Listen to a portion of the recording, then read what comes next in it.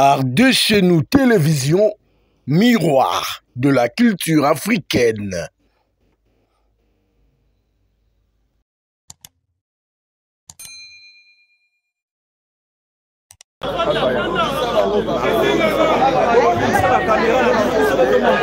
Oui, Tiani Niwana.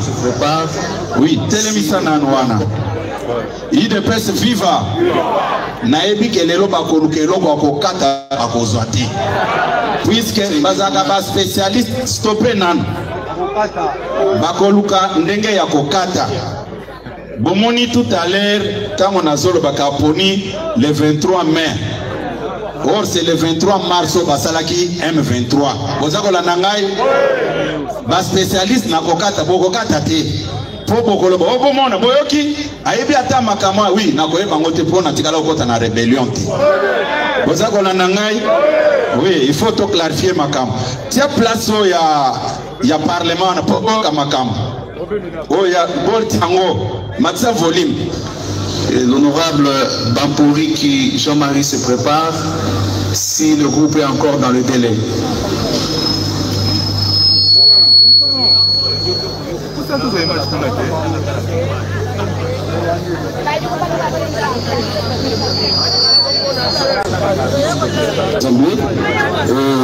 Le texte, vous trouverez dans la porte, je l'ai mis là.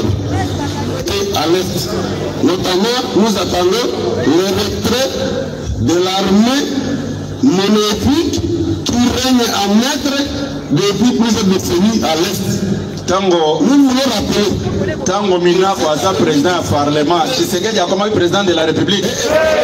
Mais Makambo, le Kabila, a saboté en Mokoto. Pas continuer. Continuer. La même armée est maintenue.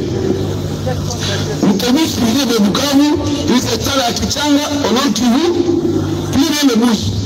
La même armée devient MDP, la même armée devient Beskotaganga, et ce sont les choses qui se font et se refont. Je voudrais en appeler à la communauté nationale réussie de présenter pour dire que la population en a assez avec les politiciens de l'Est du pays. Il faut que les gens le savent. Les députés du Nord Kivu se sont réunis la dernière fois. Ont déposé un mémorandum qui siège chez le président ici. Ils disent que les traits officiels sont bel et bien ici à Kinshasa. Pourquoi, monsieur le Premier ministre, vous ne voulez pas qu'on le pointe du doigt? Que protégez-vous, monsieur le Premier ministre? S'il y a insécurité, puisque les gens de l'Est qui ont commandant suprême de l'armée, ils ont eu ministre de la Défense que voici, ils ont eu tout, conférence de Gombe, toujours Pango, conférence de c'est toujours eux. Pourquoi ils ne veulent pas parler de qu'est-ce qui ne va pas chez eux pour qu'on demande maintenant à l'Ouest d'intervenir? Comment l'Ouest va intervenir sur des questions qu'ils veulent cacher? Disons ce que vous ne savez pas. Premier ministre, ouvrez la boîte, qu'on vous dise que tel est dans cette affaire. Qu'on vous dise cette armée, ethnique, nous ne voulons pas de tribalisme militaire. Monsieur le Premier ministre, vous entretenez l'armée ethnique sur place pour quel intérêt? Alors, si vous ne voulez pas, dites que c'est votre affaire, vous êtes prêt à vendre le pays. Si c'est ça votre affaire, n'oubliez pas la nation. Dites-le comment. Nous voulons faire savoir ici que si ce gouvernement ne décide pas de terminer l'affaire, apprenez les militaires, les ethnies qui sont là-bas, alors disons clairement, vous trahissez la nation. Il ne faut pas qu'on ait peur de vous le dire. Je crois qu'il faut le noter, la nation en a assez avec cette question de tourner autour du pot, autour de quand on vous demande de relever les militaires qui sont depuis longtemps. Nous sommes prêts à vous dire tel citoyen qui est ici est dans cette affaire. Vous ne voulez pas qu'on le dise. Pourquoi? Donc, je crois que ce n'est pas nécessaire de dire plus que ça.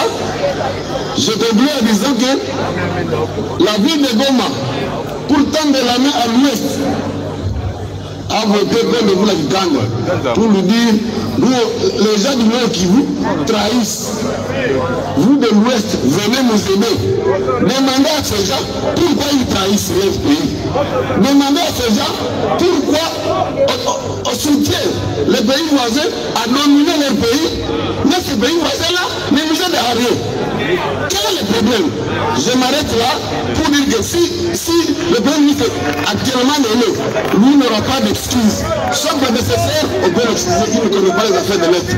Mais lui, il y a vécu. Si, encore une fois, comme le ministre de la Défense, sortant, il a déclaré ici, en réponse à ma question, qu'il va retirer tous ses militaires. Il vient de quitter, il ne les a pas retirés. Vous aussi, si vous ne sortez pas ces gens-là, nous dirons que vous vous attendez quelque part pour vendre l'Est, aller ne dérangez pas tout le monde, c'est votre affaire, vous avez vendu, on s'arrête là, merci beaucoup. Ça va, Katananouana. Bon, IDPS viva. Au lieu de la canaba distraction, il y a Pamba. Makambu Oyo, Tango Eza Koleka. Est-ce que Tata Mokonza Ekolo, son Excellence Félix Antoine Tshisekedi, Anomaki Matata comme Premier ministre? Est-ce que dans le Parlement au Yabiso, Toza président Assemblée nationale au Beminako, Bakolo Makambo, Baniyebi, Bosako Kangai. Mais nous parlons de quoi? Kabila pensait que les Congolais basi babosana makambo. Si tous les Congolais babosana, Kabou yatikala ko bosana.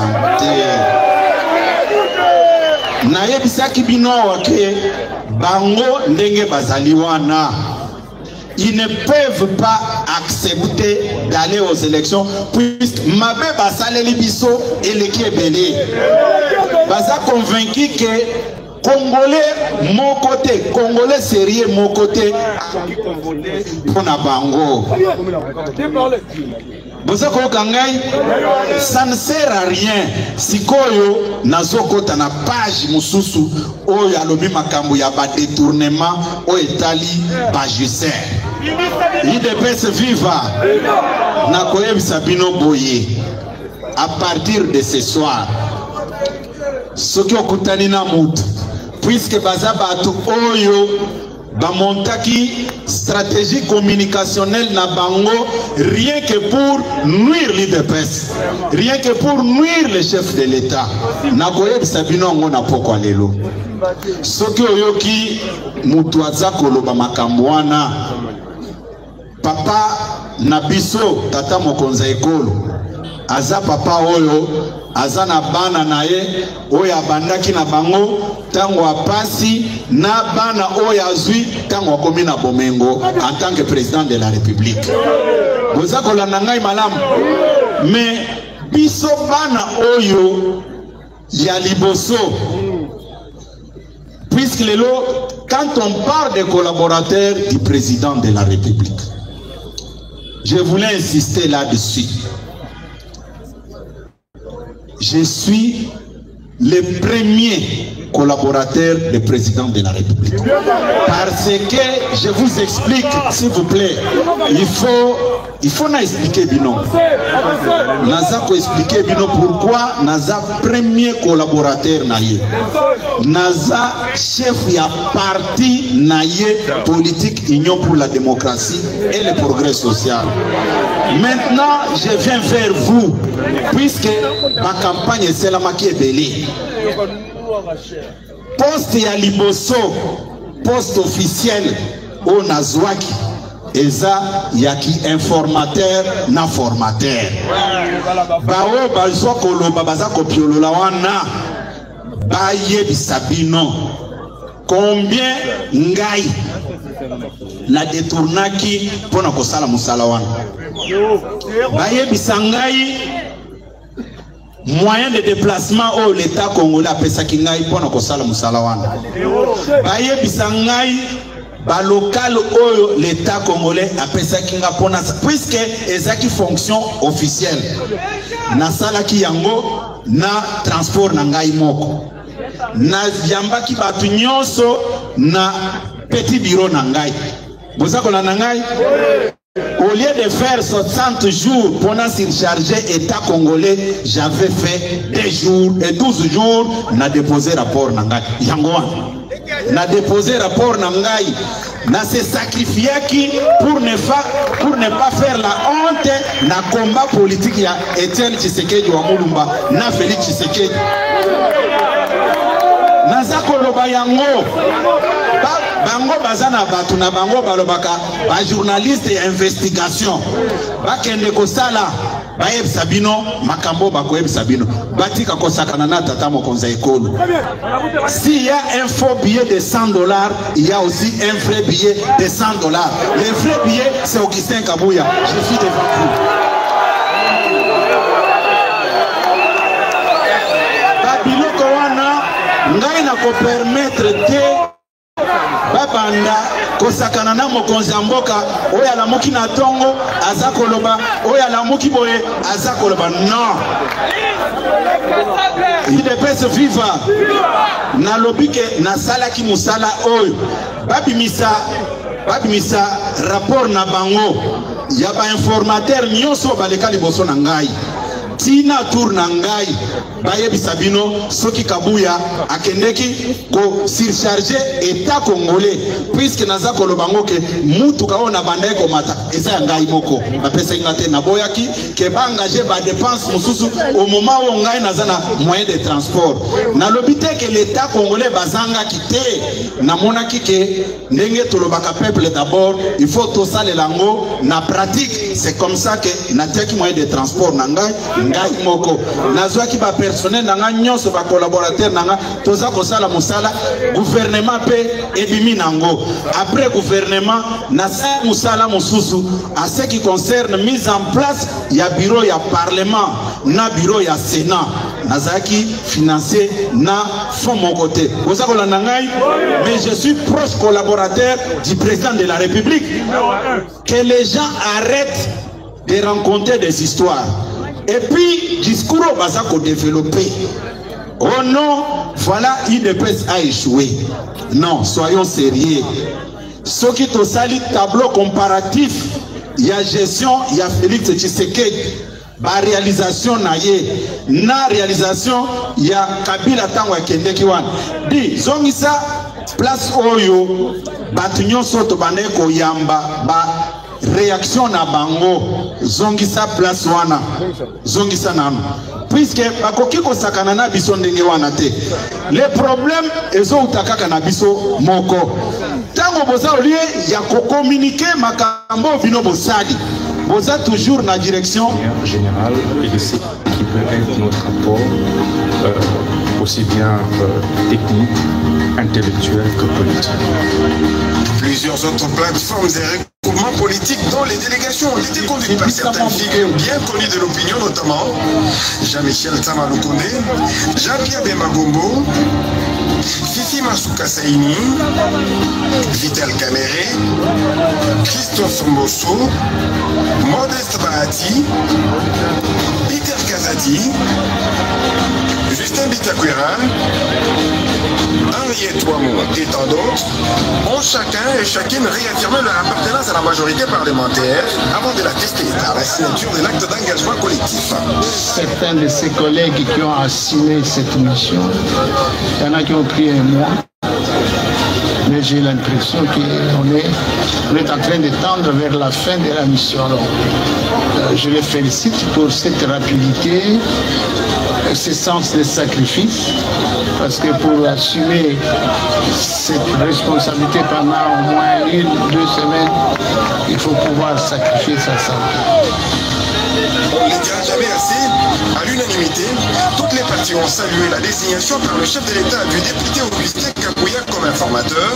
Ont-ils dit, il s'agit d'un choix judiciaire sur quelqu'un qui s'est montré réconciliateur, rassembleur et qui va à coup sûr dégager très rapidement la nouvelle majorité parlementaire au sein de l'Assemblée nationale en vue de la formation du prochain gouvernement, bien entendu, après que l'informateur ait rendu les conclusions de sa mission au président de la République.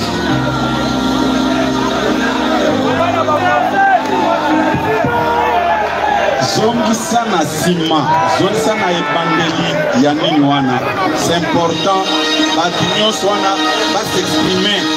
Ils n'ont pas tort, ceux qui ont affirmé haut et fort que le chef de l'État Félix-Antoine Tshisekedi était inspiré par Dieu pour désigner l'informateur.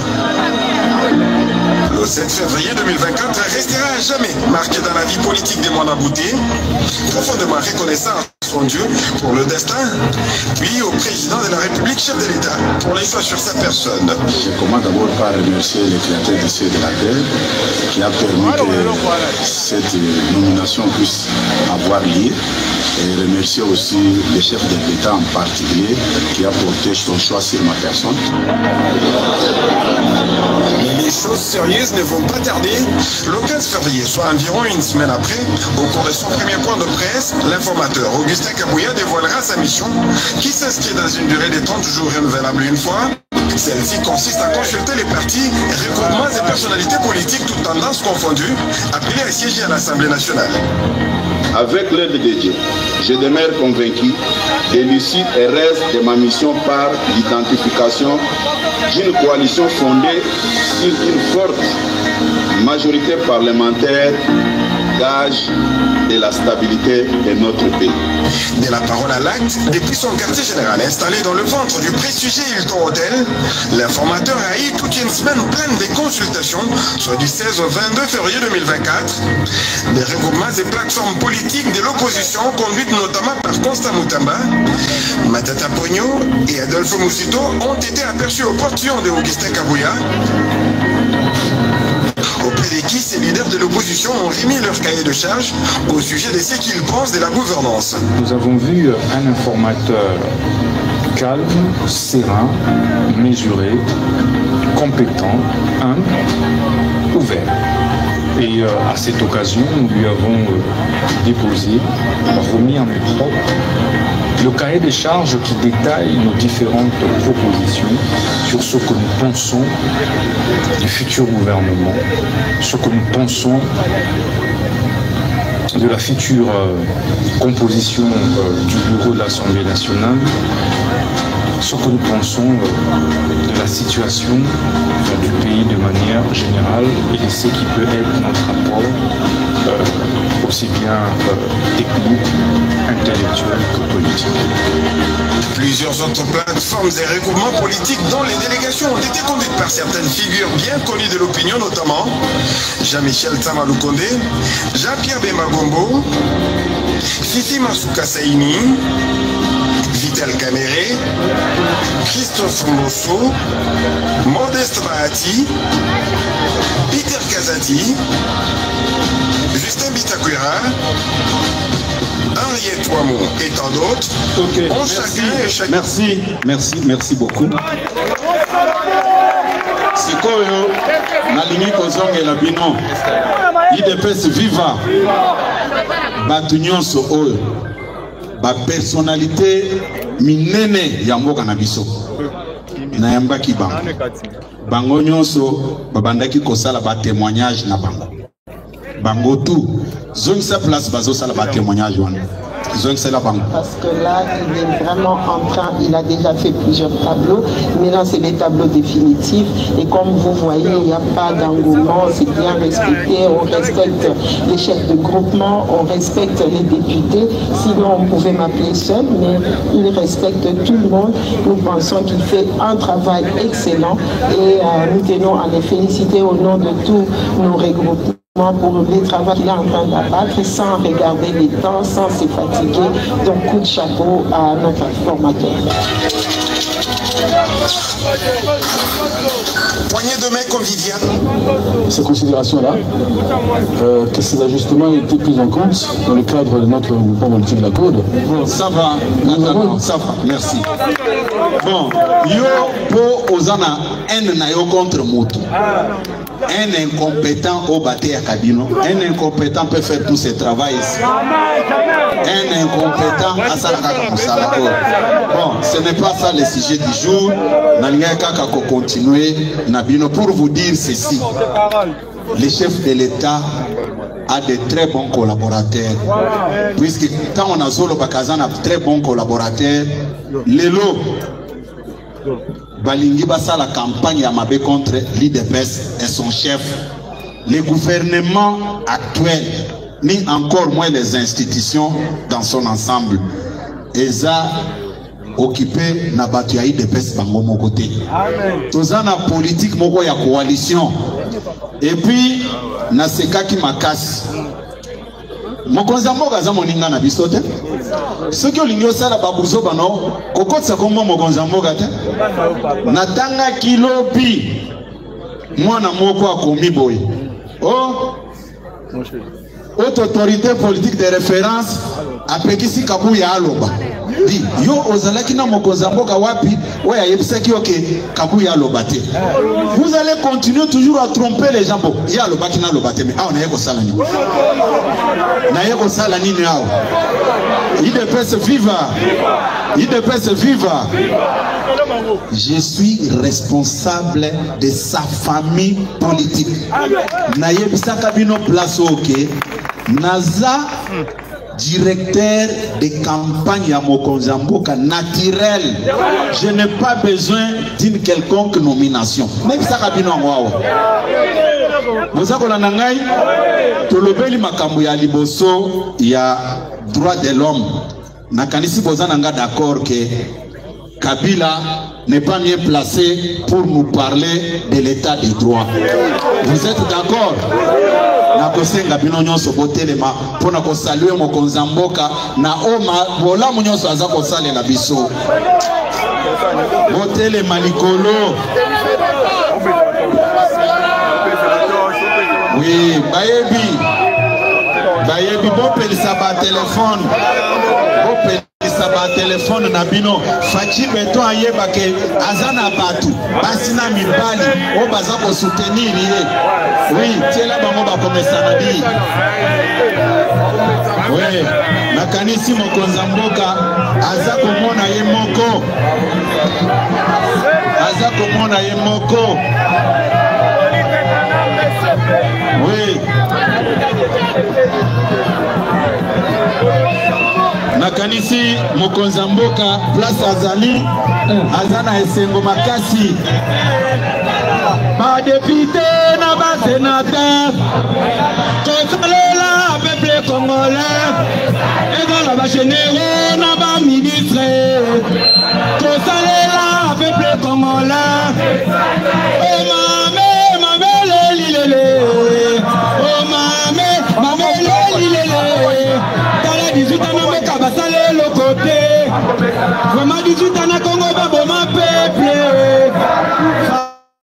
Tibeto a un état de droit, nous ne tenons à un justice, pas député, n'a pas sénateur, que ça l'est là, peuple congolais, et dans la généraux, n'a pas ministre, que ça l'est là, peuple congolais. Sikoyo, Tozokotana, Maman Likambo, au régime yaba détourner, n'a pas judiciaire. IDPS viva, IDPS viva.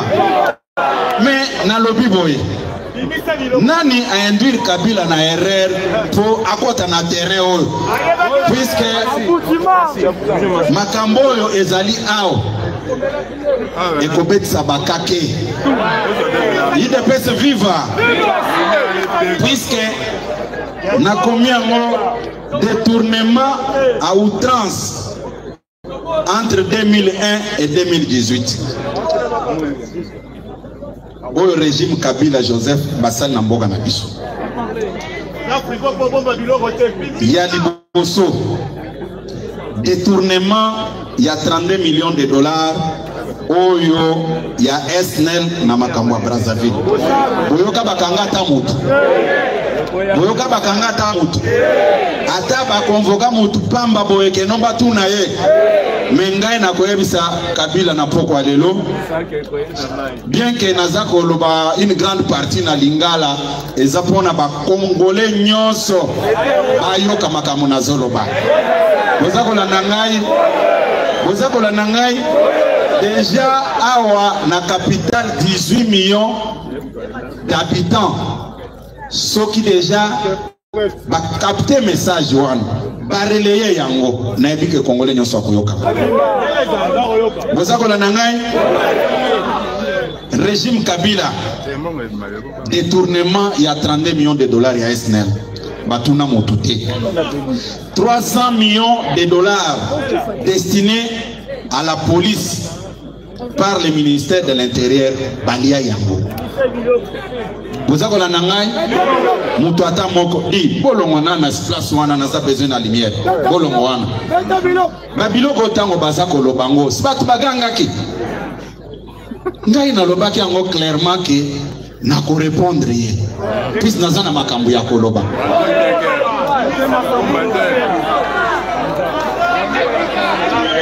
Détournement, il y a 1,345 millions de dollars destinés aux 5 chantiers. Boyoka bakanga moto.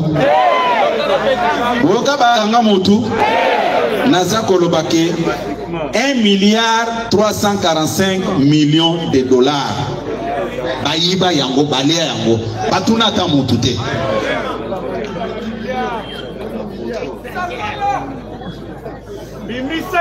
300 millions de dollars décaissés pour la riposte et lutte contre Ebola. Balia yango. Balia mbongo wana. Mutatuna bangote. Vous avez la 786 millions de dollars pour la réforme à la police. Balia yango. Et ça documenté, beaucoup dans rapport de 2001 à 2018, mbongo batwana bayibi yango wana. Bayiba lisusu 160 millions de dollars destinés à la construction des stades Nakikwit, Bayiba yango, Balia yango.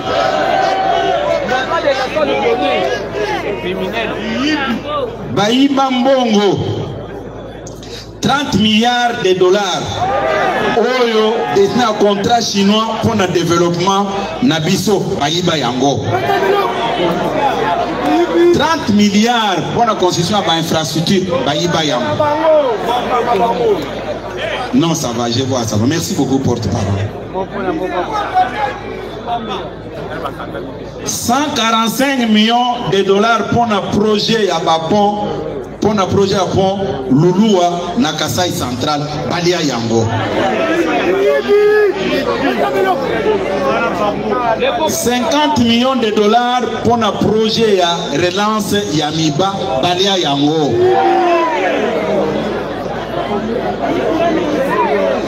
450 millions de dollars projet de réforme des entreprises de l'État na compte ya Kopirem Balia yango. 350 millions de dollars pour la modernisation de l'aéroport Yanjili Balia yango.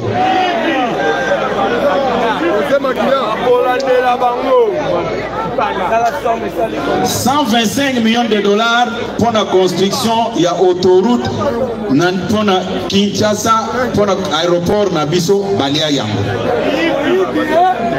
45 millions de dollars modernisation de l'aéroport Yaloja Balia yango.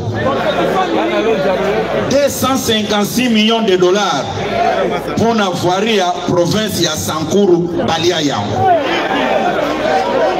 269 millions de dollars destinés aux sinistrés de Sankuru Balia yango.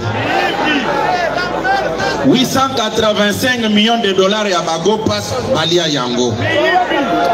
287 millions de dollars pour na Pukangalonso Balia yango.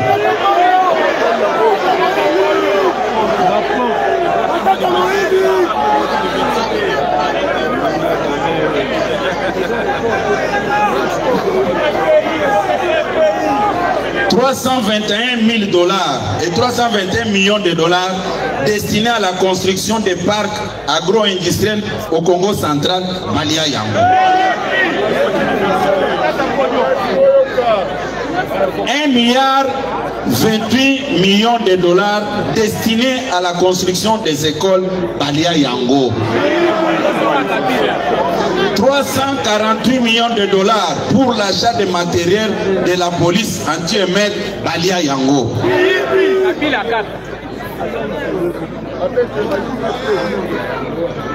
589 millions de dollars pour la construction de l'immeuble Ranken au Zaganagar Central One. Comment est télématé?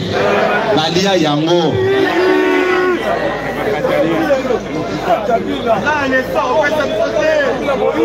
Balia tranche à Liboso 589 batondite bakosi ke bo bakisa lisusu babakisi lisusu 180 millions de dollars pour le même projet na pembeni wana Balia yango wana pona immeuble ngaba tonga pembeni ya ministère des Affaires étrangères Balia yango.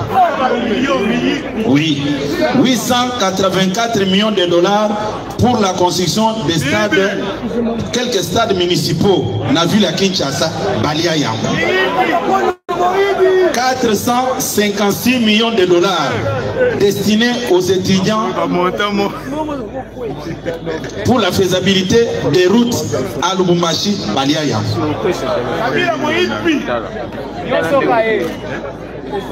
109 millions de dollars destinés à la construction de cette zone de santé, Balia yango. 800 millions de dollars pour l'achat de 7 drones, Balia yango. 456 millions de dollars destinés à la construction de 4 dépôts d'armement, Balia yango. 1 million de dollars pour la construction des infrastructures des provinces nouvellement créées. Après création à 26 provinces, Balia yango. 1,5 milliard de dollars pour le recensement de la population, Balia yango. 170 millions de dollars destinés au service national, Balia yango. 149 millions de dollars destinés à la gratuité de l'enseignement pour 3 provinces pilotes dont Kinshasa, Katanga et Congo central, Balia yango. 900 millions de dollars projet de mines de Katanga, Balia yango. 67 milliards de dollars pour les postes douaniers de Kasumbalès, Balia yango. 453 millions de dollars destinés à économiser l'argent en fait d'organiser l'élection à tous les niveaux en 2016, Balia yango. 730 millions de dollars pour la création et financement du M23, Balia yango. Pour nous démobiliser, Balia yango mais garder bango pomba bo makabiso. 340 millions de dollars destinés à l'acquisition des satellites pour la République, Balia yango. 2,8 milliards de dollars destinés à l'achat d'armes, Balia yango. 13,9 milliards de dollars transférés et placés dans les îles Caraïbes pour le blanchissement d'argent sale. 4,7 milliards de dollars Bayiba yango. Babombango na transféré et placé au Panama Papers pour blanchissement d'argent. 1,8 milliard de dollars destinés au projet modernisation de la RDC. 123 millions de dollars destinés à la construction du stade de Matadi, Congo central. 780 millions de dollars destinés à la construction des barrages hydroélectriques de Katende, Balia yango. 560 millions de dollars destinés à la construction des usines de cimenterie à Kisangani, Balia yango. 440 millions de dollars destinés à la construction des barrages hydroélectriques de Kakobola, Oyabandum, Balia yango. 330 millions de dollars destinés à la construction des centrales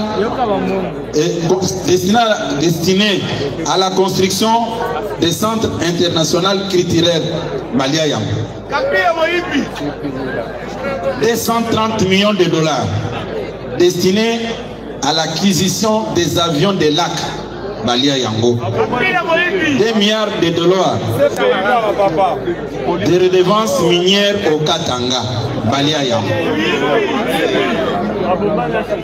UDPS viva boki bambongo bayibi boki bambongo bayibi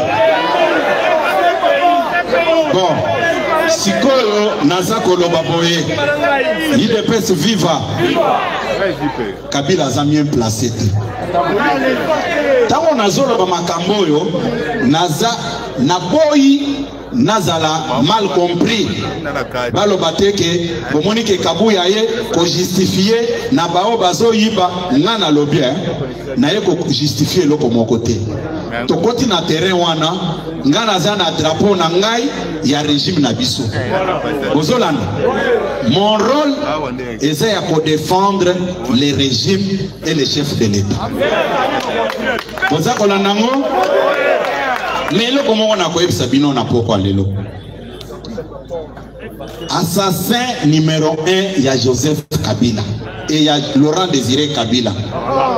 Est-ce que Moutakoki quoi accéder na pouvoir par un coup d'état ce qui a zaki derrière coup d'état wanate bakomi musée yoza innocent comment yoko succéder musée on remplacer ndengeni boza kolanda ngai boza koloka ngai yango naza kolobake naza koyebisa bino boye mutu nazolobake musée akufi musée Laurent Désiré Kabila babomiye mais comment expliquer que yo zaki na makambo wana te oye ko remplacer ye bazo mona biso bana mike bazo mona biso bana mike balobi makambo ya ba M23 mutu a signé ba accord na M23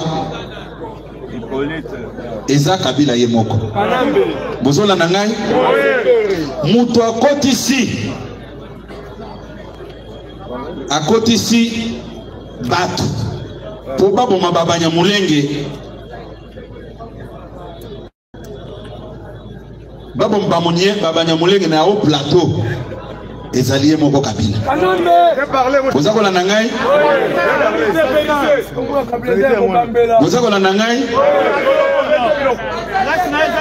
la souffrance des peuples congolais s'appelle Joseph Kabila. Et puis place moko naza komona ke bazo me mabino na ba distraction mingi. Je me rends compte que les gens sont dans une logique. Toko comme papa. Vanda.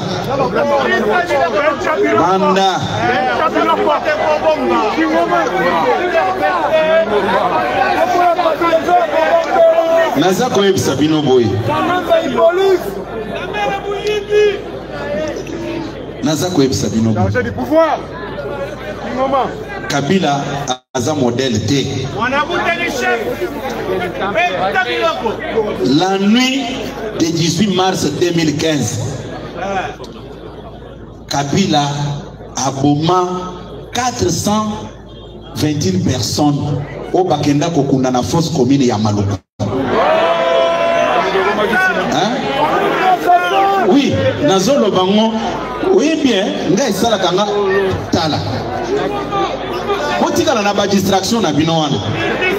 Botika na zolo bango ke namoni mutu mususu azoloba amoni biso ba bolole oh Félix Tshisekedi ko répondre Kabila te moni et ko répondre na lobi na zota la boiti na lobi il nous prend pour des imbéciles ou bien pour des hommes responsables.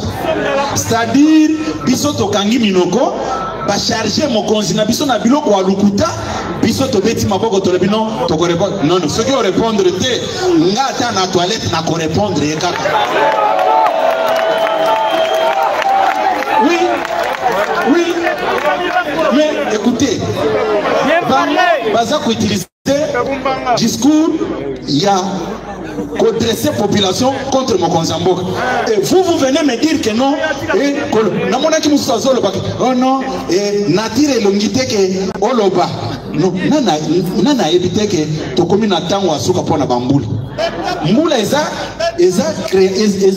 coexister par la volonté ensemble nzambe ne mutu asala mbula ngaza créature ensemble mbula pe eza créature ensemble mutu a créé biso nda ebi moment mutu na mutu a coopérer na ye il ne peut se vivre il na lingi ba hypocrisie wana te boza ko na ngai eza na discours moko o baza ko développer ya kosakana na mokonza mboka comme quoi régime naye eza tribal mais na ko répondre bango na poko alelo bu il ne peut se vivre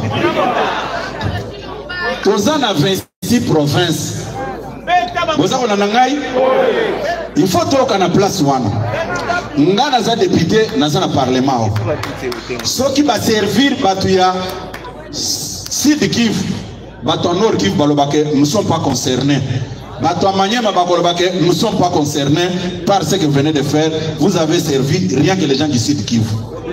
Même logique na batu Maniema na batu Nord Kivu. Mais toyebi à l'époque il y a Zaïre, il y a 9 régions. Grand Kivu, Ezalaki Moko, Ezaboete. Au nom de quel principe aujourd'hui ceux qui ont au servir Moutouya Sankourou, au lobby que Batoua Kassai central pas concerné. Puis c'est une province à part entière. Ceux qui ont servi Moutouya Kassai central, au lobby que Moutouya Kassai oriental a concerné. Mais si tel est le cas, besoin que soignons sur Sega Moko, base à l'autorité provinciale Moko. Pourquoi parler encore de découpage à ma province? Hein? Non, si c'est ça la logique, moi j'ai dit bravo. Mais besoin que ça va en sur Sega Moko, base à la gouverneur Moko. Mais ça va poser des problèmes. Il ne peut se vivre. Balobi, au pouvoir et à Tshisekedi, ils ont basé sur le tribalisme. Dans le lobby, ce sont des petits menteurs, même Nenga Koko Sate. Puisque na minute ya lelo, Moussala Oyo, Mokonzamboka Sali, na Oyo Kabila Sali pendant 18 ans, c'est le jour et la nuit. Ce qui t'osui nanu, Toyokan, na niveau de service de sécurité. Numéro 1, il y a Agence nationale de renseignement, ANR. Azamutwa Kasai Oriental te. Azamutu ya Kwilu na Bandu Ndukuna. Boza wala nangai? Soki tokei na CNS, Conseil national de sécurité. Conseil spécial wa Wazakuna, Aza originaire ya Kwilu, Bandu.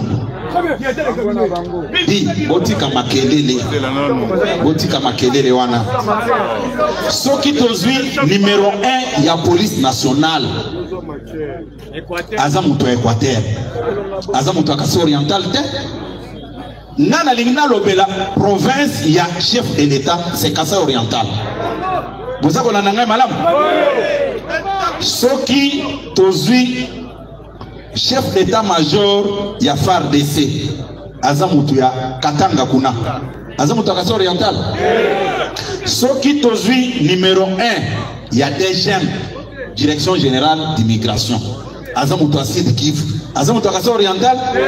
Mais nous parlons de quoi? Même si vous n'aimez pas quelqu'un, on ne peut pas utiliser les mensonges comme ça, comme si vous parlez avec les petits enfants qui ne savent ni lire ni écrire. Tokei na cabinet na ye, cabinet à président de la République, directeur de cabinet na ye, Aza Moutouya Kasai oriental te, Aza Moutouya Sud Kivu. Tokani soki tozui Madame la Première ministre Aza Moutouya Kasai oriental, Aza même Moutouya espace Kasai, Aza Moutouya Congo central, c'est connu de tout le monde. Soki tokei na Assemblée nationale, président Assemblée nationale, Boyebiye, Aza originaire ya Sud Kivu. Vous avez la nangai? Ceux qui n'azui, s'il vous plaît, s'il vous plaît, na lobby boye. Chez moi, c'est la discipline. Cette tribune, ce n'est pas pour vous donner l'occasion à importuner les collaborateurs du président de la République. Vous m'entendez très bien? Aussi longtemps que le président ne m'a rien dit sur ses collaborateurs ou à Zana Bangona coalition, jamais Bokomonanga n'a pas si Moutoumoukong. Je vous ai toujours dit que j'exécute l'ordre donné par le président de la République. Point barre. Je n'ai pas de chef. Quand nous étions avec Kabila dans la coalition, je vous parlais de Kabila ici. Mais quand il a tourné les doigts à Kabila, je vous ai déjà parlé encore de Kabila ici. Soyons disciplinés. Ok? Tokei na Sénat. Président Sénat, Azamutu Katanga. Est-ce qu'Azamutu Kassa oriental? Tozui Mutu Oyo. Bauti Konome Siko ya IGF. Voilà. Azamutu Asid Kivu. Mais, Tango Tangi Batunyon Soyo. La poste de commandement, vous voulez me faire croire que dans la province, il y a chef de l'État, il n'y a pas de gens intelligents qui peuvent exercer ces fonctions ici? Tokei, Tozui, un ministère stratégique. Ministère de l'Intérieur et Sécurité. Et géré par quelqu'un du Nord Kivu. Ministère ya finance o ya mbongo ndeko na biso tutu fam aza mutu ya province orientale bozakola na ngai soki tozui ba ministère ezebele. Vous voulez me faire croire que dans la province, il y a chef de l'État, il n'y a que les gens qui n'ont pas étudié, qui pouvaient travailler dans tous ces postes ici. Mais de quel tribalisme nous parlons ici? C'est une insulte et la malhonnêteté. Bino batuboza kolikisabata na bino na bafidélité. Les gens se sont organisés pour salir le président de la République. Vous passez tout votre temps dans la distraction. Oh, Kabouya dégage. Oui, je suis d'accord avec vous. Je suis d'accord avec vous. C'est votre opinion. Mais Kabouya Salawan.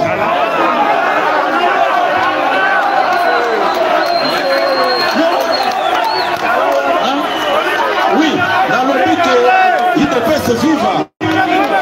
Il ne peut se vivre. C'est votre point de vue. En tant que démocrate, Nakosalo est là comme côté. C'est une expression démocratique. C'est tout à fait normal. Mais Tikape Mamoussou Oyo, Bazako le Bake Kabouya Salawana. Il ne peut se vivre. Il ne peut se vivre.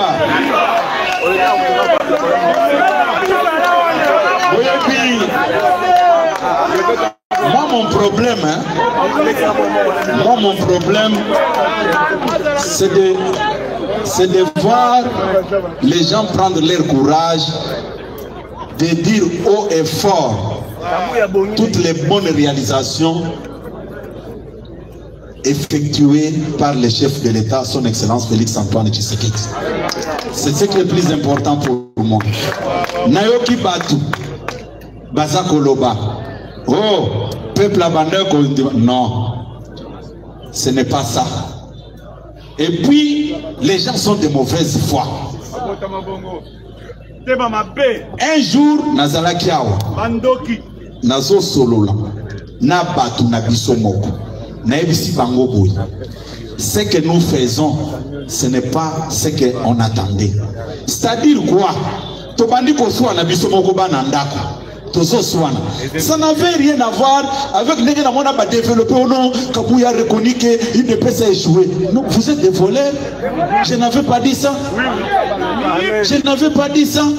Et puis, tant qu'on a le baquet, Yo, chef de l'État, a nommé yo. Oui. A nommé yo après ce poste. Au cas que nous avons une institution, que vous êtes le meilleur. Mais aussi longtemps que la famille n'a ici qu'à outil. Bana o ya parti. Oza ko pesa bango misala te. To ko betelo mabo côté. C'est ce que j'avais dit. Mbala moko bade natire ngo. To kanana. Tango président américain yawa Donald Trump. Tayena batu o ya ye. Alongoli ba o ya kutaki wana. Mais tango azoti ya batu wana. Azoti ya bango pona nini? C'est-à-dire ye batu na bango nde bavotaki. Tango batu na bango bavote ye, il faut sikwa zope batu na bango apesa bango ba poste. C'est ce que j'avais dit. Mais na moni kaka Unu Kabuya Andimi et puis baza na rapidité na lokuta. Ngana fandi ko même où est-ce qu'il doit quitter? Il ne peut se vivre. Mais yo ba nommé yo ministre. Écoutez-moi, Sala Moussala n'a pas institution. Mais pas poste ya ba combattant, pesa bango. Sikoyo ozo ko sa ba combattant, tant ozo Moussala te Kabuya. Est-ce que yo pesa Kabuya liste que ozo posa na ba combattant boye Kabuya boy? Oui, dans un comité, la fin du bon, dans le lobby, mais oh, dans le lobby,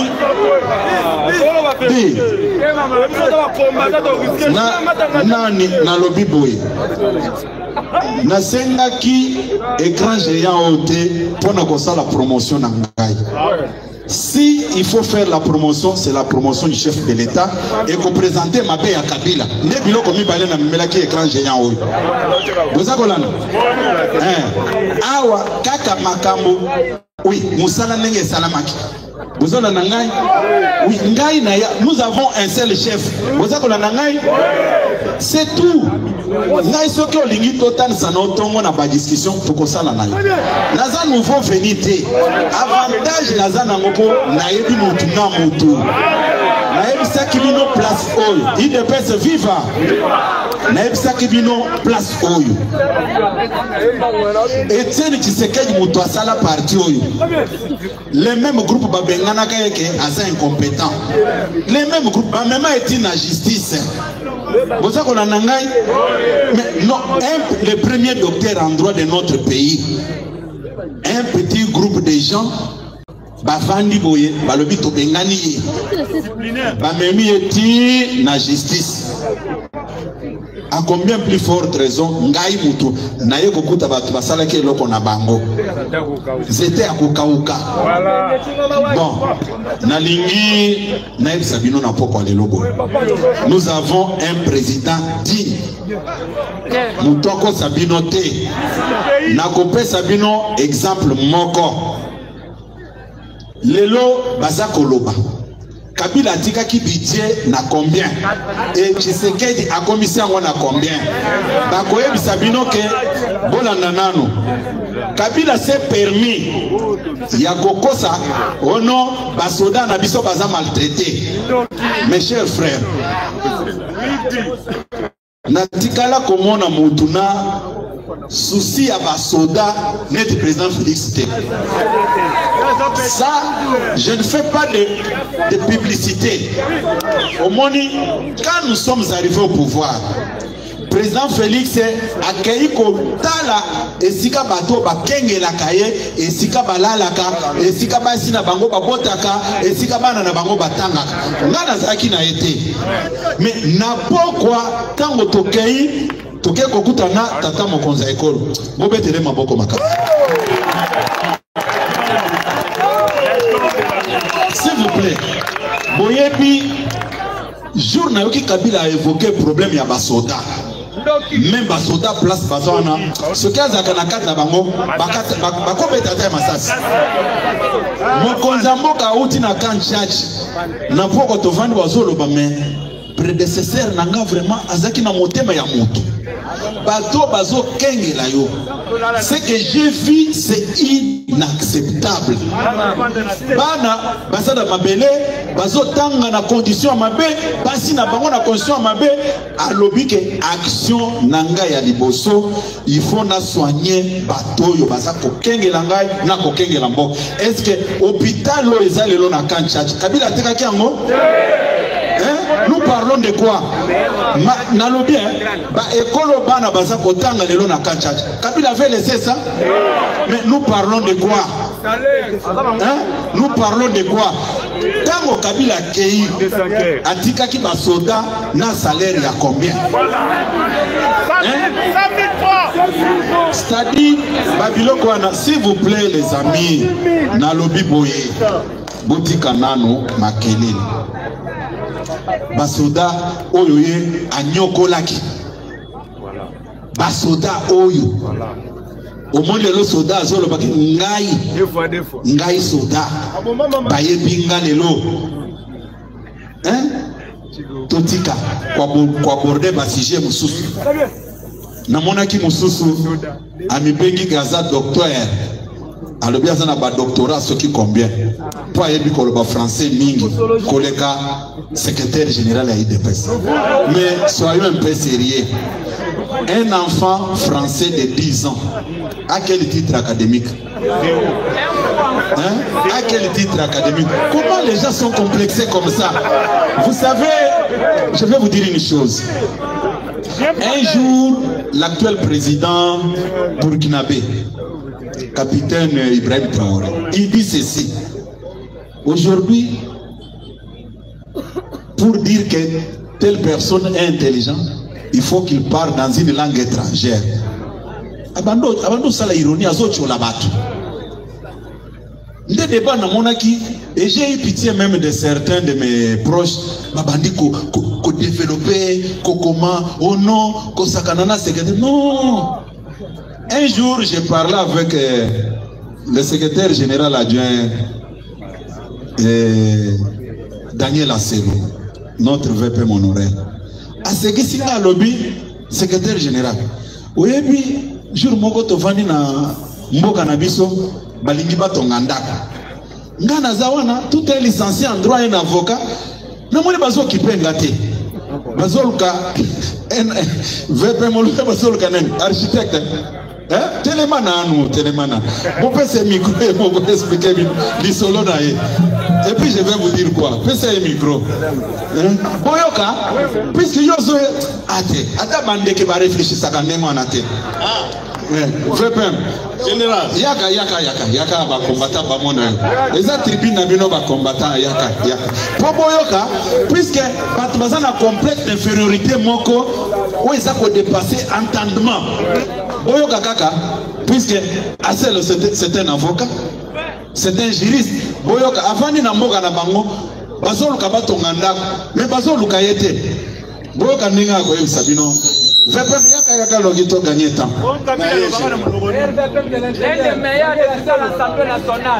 Passé général Mokoli nanga mbote pe na ba combattant et de PC Jean. Bodi mambote. Voilà. Général, merci mingi. Nalinga ki kutu na yana ko souffler au moins les kambo moko muke avant que na réponde à la préoccupation. Général, papa leki nanga moko azalaki na Chine. Atindi libi maloba lobi na sina soloni na ba chinois wa batongela biso école na mboka. École primaire, tout secondaire. A charger ngai. Na réunir puis ba yaya mususu. Tozo solo. Bon, biso ba mususu. Kaka na moi formation yango ya droit oyo. Nana gochia yoka ya solo. Pour choisir ndeko moko azalaki na semeki na architecte. Sincèrement, on ne pouvait pas faire aussi facilement différence entre architecte, ingénieur et construction. Basali Ango, Basali Desewana. Voilà ce qui était important pour nous. Basali va concevoir nini immeuble. Di Botika Makelele, s'il vous plaît. Makambo tozolo boyo. Soki obimika ka, ba bloquer na kwa kuna, ba kotso likuta, o bobenga ka formol wan. Ikumwe vimbi lisusu. Bolanda makambo. Loba makambo. Bebi bana belé ta aussi saka secondaire awa soki toke na université. Bana oyo tozwa ka inscription na droit, to mimona kaka bisonde. Mais curieusement, architecte wana yeli biso groupe na nini conception na ye nga moko siko natikala na ngo na ndako lokola nazalaki secrétaire ya groupe nazwi pona sala rapport ya ba activité ya groupe nazotala dese ya papa wana ne bandeliti na suka na moni acheli biso école wana na bana na biso bazali likolo en plein village bazali likolo na uniforme bazotala na se nga moko na mituni ça c'est dans mon village, c'est dans mon village. Et ce jour-là je me suis dit, général, je ne suis rien sans les autres. Donc je suis arrivé à la conclusion que soki mutatongeli nganda kute nakolala libanda, soki infirmier azate bakotu banga tonga te, biso nyonso toza obeni moko toza kuse compléter oyete ok siko passer message na lingaki na compléter yo général na oyo itali ozo ko insister awa. Mais ce Joseph Kabila n'est pas un modèle. Rappelez-vous, Kabila est venu de la rébellion. Ayewa, Tokufeli Papa Nabiso, Laurent Désiré Kabila, Kabila Joseph a commis président. Kabila alobi atiki pouvoir, mais biso de ton force, ça y est, atika pouvoir. Qui ignore dans ce pays que Kabila voulait d'un autre mandat.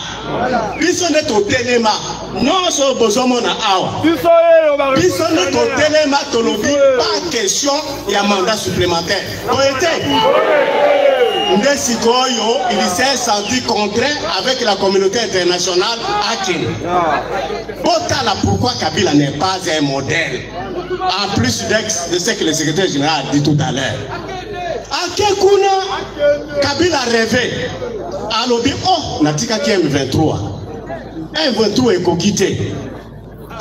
Il faut na sala lisusu AFC. Asali AFC.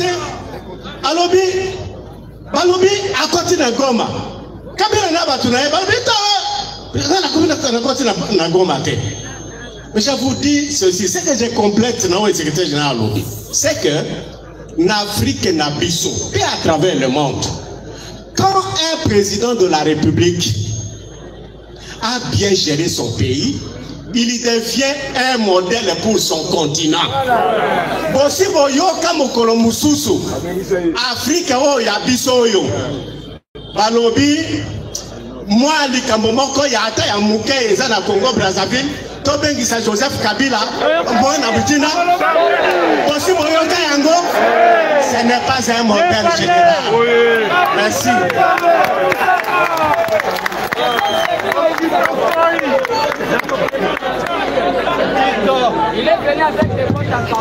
IDPS viva.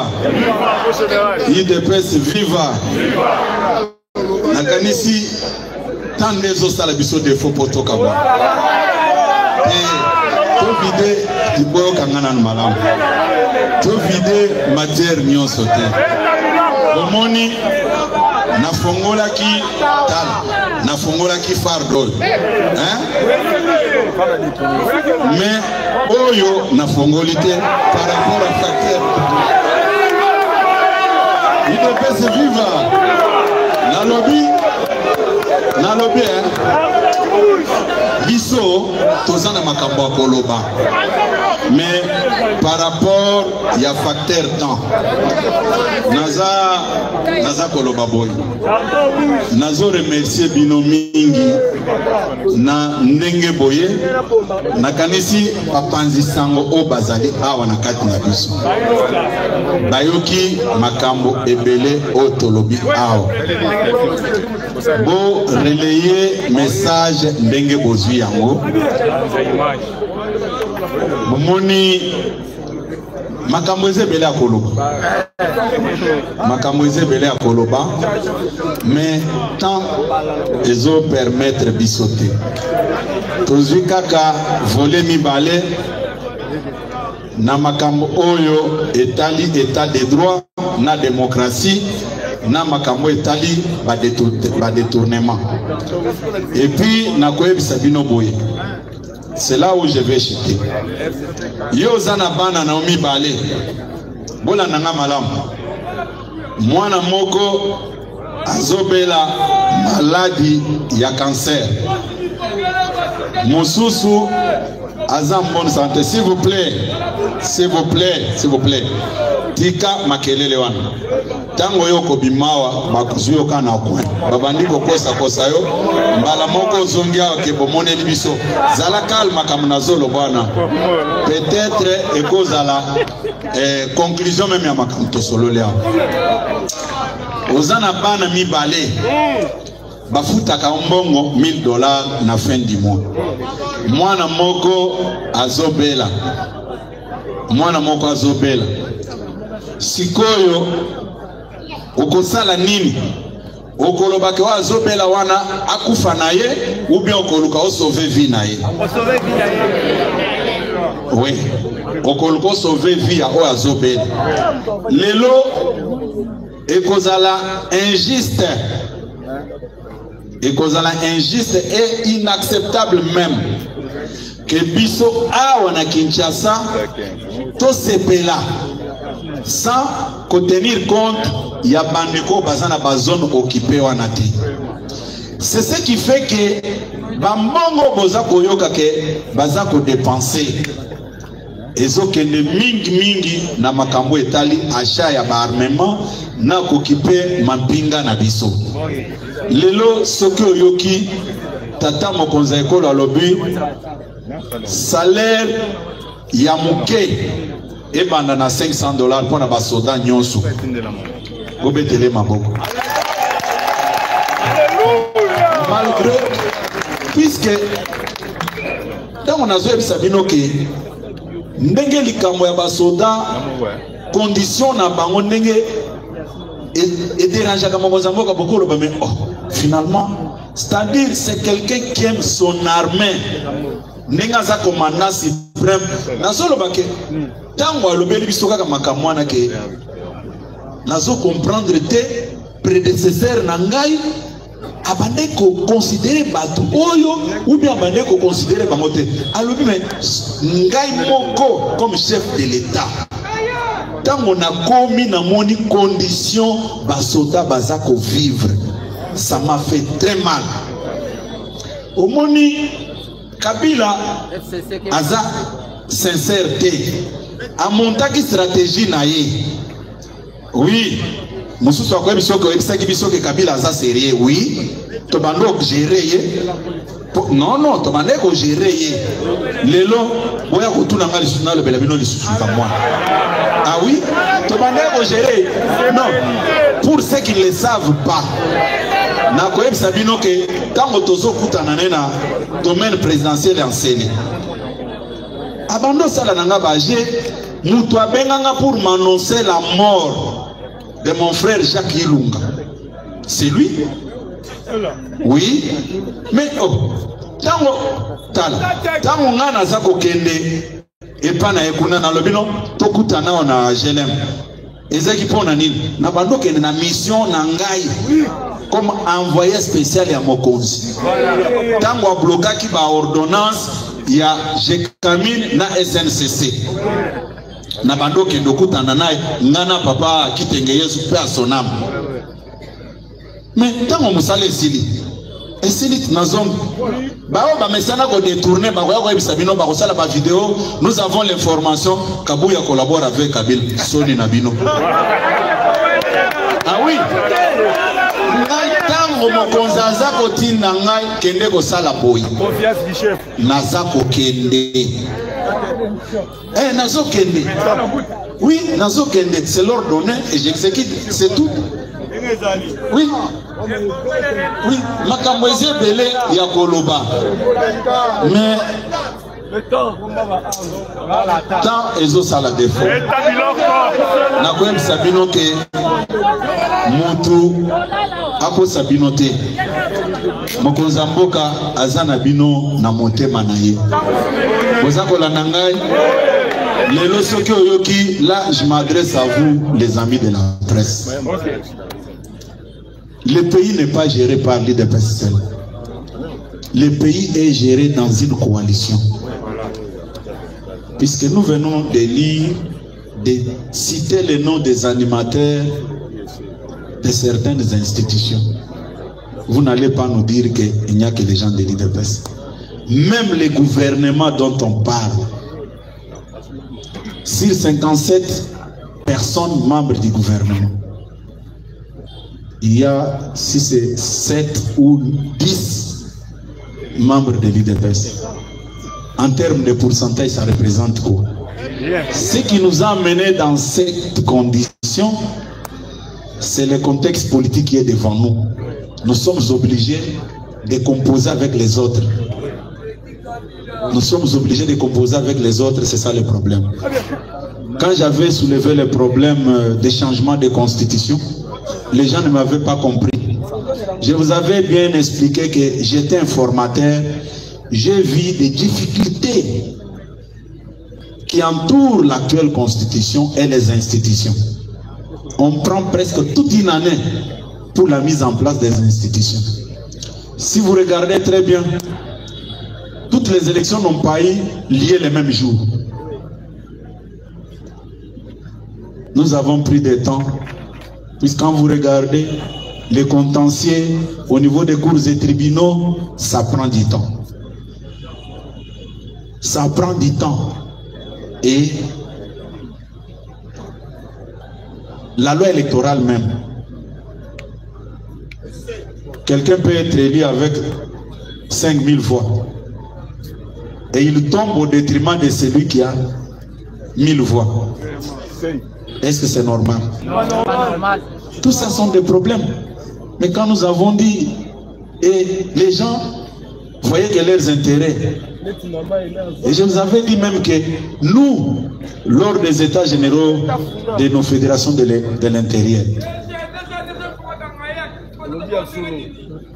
nous avons fait des propositions. Nous n'allons pas inventer la roue. On avait pris comme base de nos discussions sur la réforme constitutionnelle l'acte constitutionnel de la conférence nationale souveraine.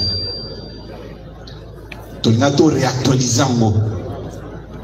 Et là, il y avait l'implication de plus de 2000 délégués venus de toutes les provinces, les Congolais eux-mêmes, y compris l'Église catholique. À quoi est mauvais ce qui tout ça là que l'Okowan? Puisque quand vous regardez les 5 ans dont on vous parle, c'est de la mascarade. Je vous dis, c'est de la mascarade. Une année pour la mise en place des institutions, et la dernière année, c'est l'année électorale. Et la dernière année, on vous dit quoi? À des fois, les gouvernements expédient les affaires courantes. Et imaginez-vous, il y a un dossier important que l'État peut intervenir. Mais un gouvernement qui expédie les affaires courantes ne peut pas engager la République. Tout ça, les gens, au lieu de réfléchir comme des gens cultivés, on amène un autre débat. Parce que les Kamongwe Outakina, 11e mairie, Naïdepes, comme selon eux, quelque chose de bon ne peut pas sortir de Limete. Or, Limete a fait un travail comme un formateur. Au lieu de 60 jours, nous avons fait ce travail dans 12 jours. On a tout terminé. Personne n'a jamais critiqué ça. Même quand nous étions avec les conseils spéciaux lors des dernières consultations. Quand on m'avait accordé la parole, j'avais dit non, tout était déjà fait. Mon rapport là, les chefs ont le pouvoir d'agir comme ils pensent sans frustrer l'union sacrée. Et tout le monde était d'accord.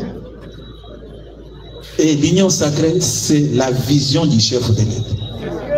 Et ce soir, je vous dis encore, il faut respecter tous les partenaires du président de la République. Vous m'entendez très bien. Que les gens ne vous amènent pas des histoires. Les jours où il y aura un problème, je reviendrai encore ici devant vous.